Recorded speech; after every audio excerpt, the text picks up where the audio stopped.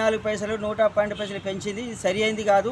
కేంద్ర ప్రభుత్వం గత 11 సంవత్సరాల నుంచి మధ్యాహ్న భోజన కార్మికులు ఎలాంటి సౌకర్యాలు కల్పించకపోగా స్లాబ్ రేట్ కూడా పెంచడం లేదు. వేతనం అయితే 600 రూపాయలే కేంద్ర ప్రభుత్వం ఇస్తుంది. ఇదంతా కేంద్ర ప్రభుత్వం కుట్రలో భాగంగా జరుగుతూ ఉన్నది. కేంద్ర ప్రభుత్వము రాష్ట్ర ప్రభుత్వం కలిసి నిర్వహించవలసిన ఈ మధ్యాహ్న భోజన పథకాన్ని పిల్లలకు బడుగు బలిగిన వర్గాల కార్మికులకు ఎలాంటి సౌకర్యాలు కల్పించకుండా, వేతనాలు ఇవ్వకుండా, స్లాబ్ రేట్ సరిగ్గా ఇవ్వకుండా నాణ్యమైన భోజనం పెట్టారని, మెనూ ప్రకారం పెట్టారని చెప్పి ఈ మధ్యకాలంలో ఐఏఎస్ అధికారులు కానీ ప్రభుత్వం కానీ చెప్తా ఉన్నది. మేము ఒకటే చెప్తా ఉన్నాం ప్రభుత్వానికి, కేంద్ర ప్రభుత్వం పెంచాల్సిన 2021 నుంచి 23, 24 వరకు 2 సంవత్సరాలు సంబంధించిన స్లాబ్ రేటు పెంచలేని పరిస్థితి. మళ్ళీ నాణ్యమైన భోజనం పెట్టమని చెప్పి ఎంతవరకు సమంజసమని చెప్పి మేము ప్రశ్నిస్తూ ఉన్నాము.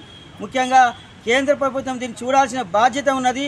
ఇవాళ రాష్ట్ర ప్రభుత్వం 2000 రూపాయలు పెంచి సంవత్సరం అవుతుంది. దానికి అనుగుణంగా 6000 రూపాయలు కేంద్ర ప్రభుత్వము 60% కింద ఇవ్వాలా.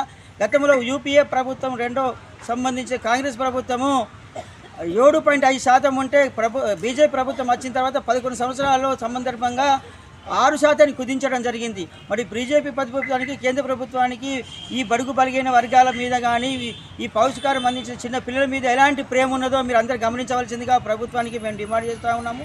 వీరందరికీ కూడా 25 రూపాయలు ఇవ్వాలి, లేదా నిత్యావసర వస్తువులన్నీ సరఫరా చేయాలని చెప్పని కేంద్ర రాష్ట్ర ప్రభుత్వాన్ని ఈ సందర్భంగా మేము డిమాండ్ చేస్తూ ఉన్నాను. ఒకవేళ ఈ సమస్యను పరిష్కరించకుంటే పెద్ద ఎత్తున కేంద్ర ప్రభుత్వం మీద ఆందోళన చేపట్టి రాష్ట్ర ప్రభుత్వాన్ని మెడలు వంచి సమస్య పరిష్కరించుకుంటాము.